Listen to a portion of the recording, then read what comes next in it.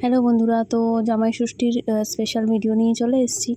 তো ভিডিওটা অনেক বড় হয়েছিল।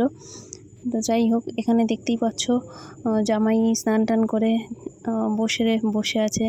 বাবা মা সবাই স্নান টান করে, মা সকাল থেকে উঠে সব কিছু গোছানো করে এখানে সমস্ত কিছু রেডি করে, বোনেরও স্নান হয়ে গেছে, শুধু আমি একমাত্র স্নানটা করিনি, কারণ আমি এত গরমে আর এত তাড়াতাড়ি স্নান করে আমি একটু লেট করেই করছি। যাই হোক, তো এখানে সমস্ত কিছু আয়োজন করা হয়ে গেছে।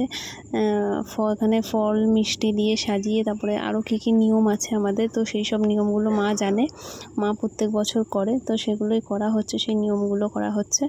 এরপরে দুপুরের লাঞ্চ তো আছেই, বাবা শাক বাজাচ্ছে।